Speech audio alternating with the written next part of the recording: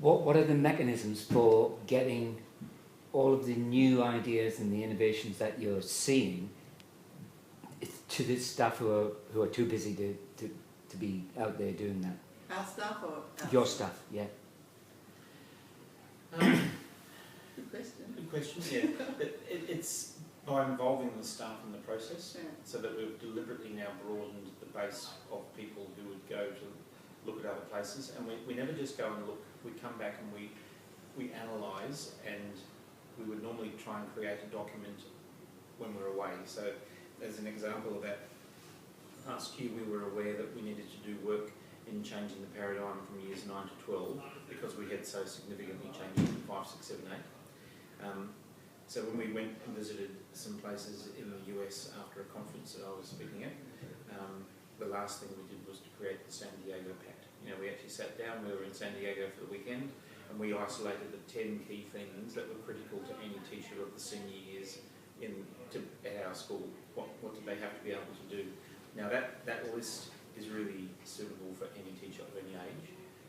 We happen to label it for years 9 to 12, but then since then, the people on the team have sat down with every learning area manager and key people and worked through what does that mean for their area of involvement within the school. So I guess it's a deliberate process of ideas, observation, and then sharing and growing. And I guess that's in that notion. That's the key phase that we see, that there's no point in having a vision or a concept if I can't share it and grow it within my own staff first, because they're the ones that actually then have to then enact it. I'm conscious of the time, so I'll just put in a couple of quick ones. Yeah. You've clearly got a fantastically engaging learning environment.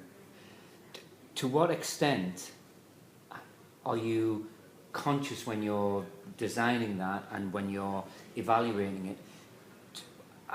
How much of a part do the attained outcomes that the kids achieve play in that? In other words, do you go for the engagement first and look at the achievement? This is New South Wales. New South Wales in this nation has the most prescriptive learning outcomes requirements of any state we think in Australia.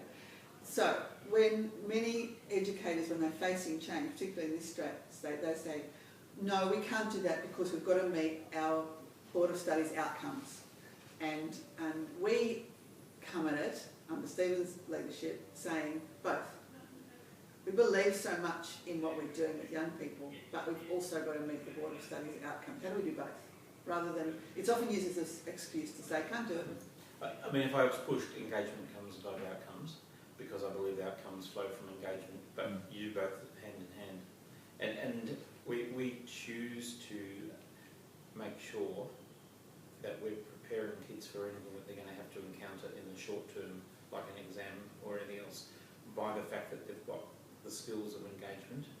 They've actually, as you saw today with kids in Year 6 writing expositions, I know that they're way above anything that the government's going to be requiring the Year 6 child to be doing.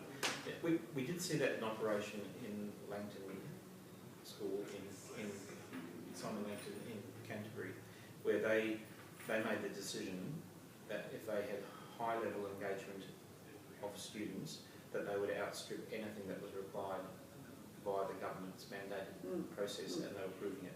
So I guess we took confidence from that to say that we can do it. And your results would back that up?